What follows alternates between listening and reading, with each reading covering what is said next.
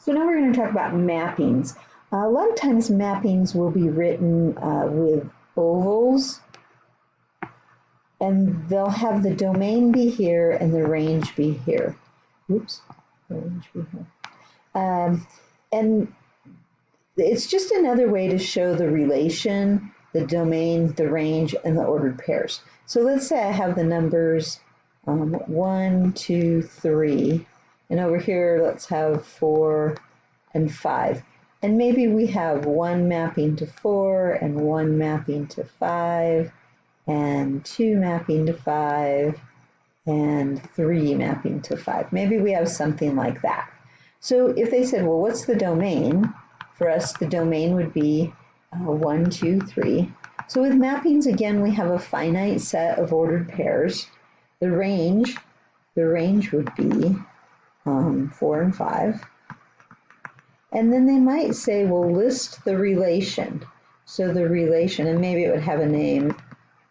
The relation would be the set of ordered pairs. Now, how many ordered pairs do we have? Well, we're going to have 4 ordered pairs, and it goes by these lines, how many lines there are right in there, how many matchings there are, I guess.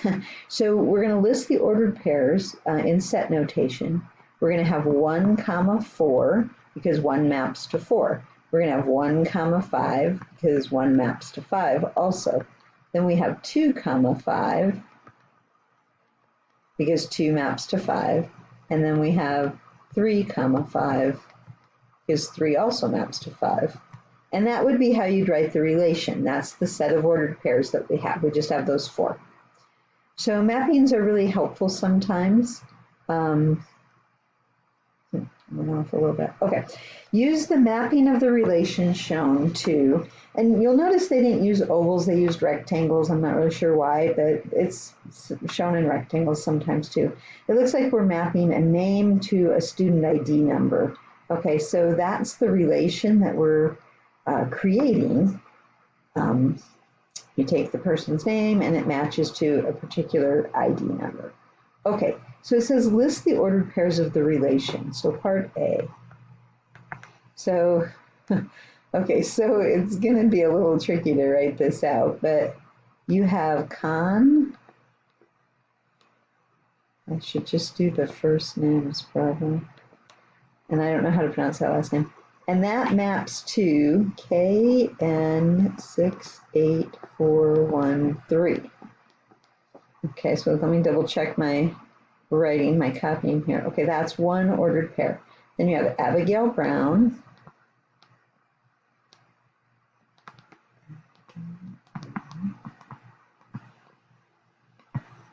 And she maps to AB 56781. And then we have Samantha.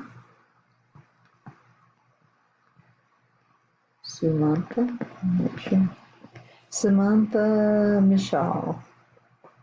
Oh, I don't want to put that comma there. That's an error. That'll be confusing if I do that. Sure. And the student ID is SM. Hopefully I can fit this on here. 32479. And then there's 2 more. I think there's 2 more. Oh, no, just 1 more. Jose Hernandez.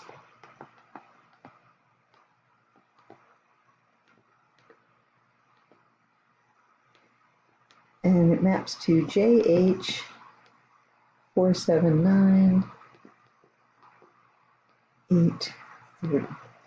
And I'm closing that off with a parenthesis and finally the end brace. So there are 4.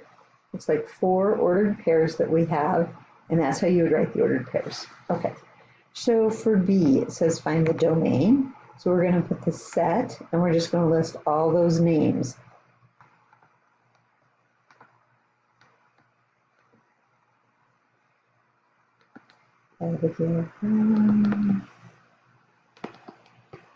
It's kind of a lot of writing, more than we're used to in math.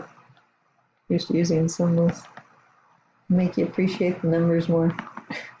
We're writing these all out. And there are a last one, Jose Hernandez.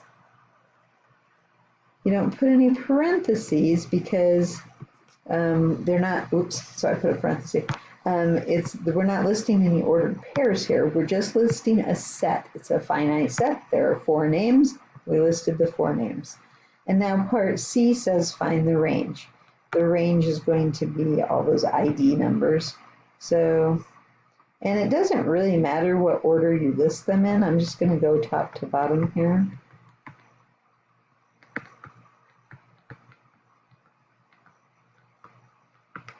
N68413 and then SM32479. So we should have 4 of them. We do. And that's an example of a mapping, and it's what it means. It's a way to show ordered pairs and the domain and the range. Okay?